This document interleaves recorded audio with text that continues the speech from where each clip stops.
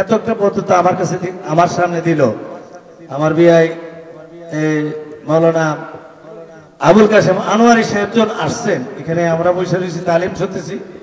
এই চেয়ারটার মধ্যে উনি বসা, এই চেয়ারটা থেকে উঠে গেছে, অথচ এই দরবারে কিন্তু বর্তমানে গদ্দি নিষেধ। ঠিক না কথা না?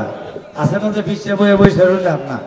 আমার কাছে এত ভালো লাগছে, যেমন আমি এই যে আমার সন্তান আজকে কিন্তু কাছে দেখাইছে জাভেদ আহমদ আল ওয়াইসি, তো আমি আমার সন্তানকে শিক্ষা দিছি যে যখন তোমরা বড় আলেম দেখবা, বাবার সমান দেখবা, তাকে দাঁড়ায় সম্মান দিবে।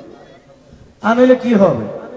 আজকে এই তাজিম থাকার কারণে, কারণ বুরহানুদ্দিন সাহেবকে বহুবার এই যে বুরকুল দরবার শরীফের পীর সাহেব ভাইয়ান উপস্থিত, আমি স্টেজের মধ্যে থাকি বহু বছর যাব, বহুবার চেষ্টা করেছি উপরে নেওয়ার জন্য, কিন্তু তিনি যান নাই। বনের মধ্যে বসে থাকতেন। কেন বসে থাকতাম? এই যে একটা তাজিম, আদব তাজিম করার কারণে আজকে নিব্রা দরবার শরীফ হয়েছে। ঠিক কিনা কথাটা?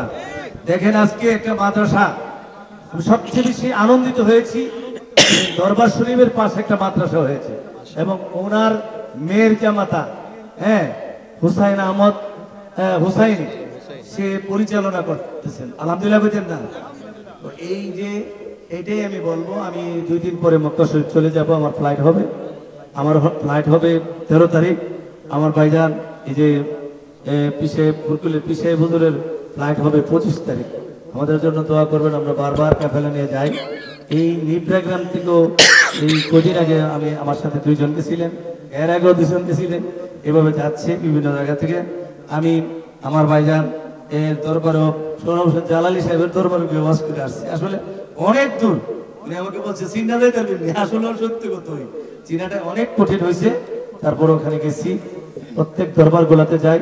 আমি যেই দরবারের মধ্যে আদব দেখি না এখানে আর যাই না। আমার ভাই আমি যাওয়ার পরে বলছে যে জোয়ের মাওলানা নিয়ে তাড়াতাড়ি জাগাতো। এই যে একটা আমার অন্তর বয়ে গেছে একেবারে। উনি আমার ব্রাহ্মণবাড়িয়াতে সবচেয়ে বেশি আলোচনা করে, ব্রাহ্মণবাড়িয়াতে বিয়ে করছে, ব্রাহ্মণবাড়িতে সবচেয়ে বেশি আলোচনা করে, ব্রাহ্মণবাড়িয়ার মানুষ আমরা ওনাকে বেশি সম্মান করি। ঠিক কিনা কথাটা? আরেকটা কথা বলে যাই, নবীর বিরোধিতা যেই করো, ওলিদের বিরোধিতা যেই করো, তার পিছে নামাজ পড়েন না, ধরা যাবে না।